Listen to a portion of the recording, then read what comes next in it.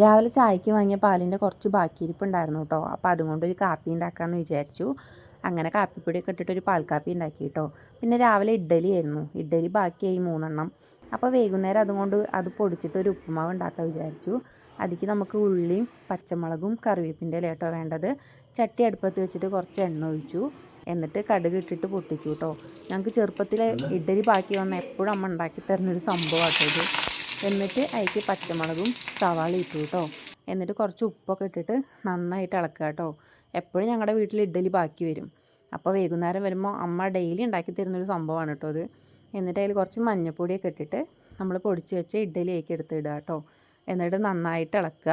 നമുക്ക് ഇനി വേറെ ഉള്ളിക്ക് മാത്രം കുറച്ച് ഉപ്പിട്ടാൽ മതി. വേറെ ഉപ്പിൻ്റെ ആവശ്യമൊന്നുമില്ല. ഇഡ്ഡലിയിൽ ഓൾറെഡി ഉപ്പുണ്ടാവും. നല്ല ടേസ്റ്റാണ് കേട്ടോ അത്. ചൂടോടെ തന്നെ കഴിക്കണം. അങ്ങനെ ഞാനിത് കഴിക്കാൻ വേണ്ടിയിട്ട് അമ്മയ്ക്കാണ് കൊടുത്തത് കേട്ടോ. അമ്മ എന്നിട്ട് കഴിച്ച് നോക്കി. നല്ല ടേസ്റ്റ് ഉണ്ടായിരുന്നു കേട്ടോ. പിന്നെ എൻ്റെ വീഡിയോസ് ഇഷ്ടമായെങ്കിൽ എല്ലാവരും സബ്സ്ക്രൈബ് ചെയ്യണം, ലൈക്ക് ചെയ്യണം, ഷെയർ ചെയ്യണം കേട്ടോ.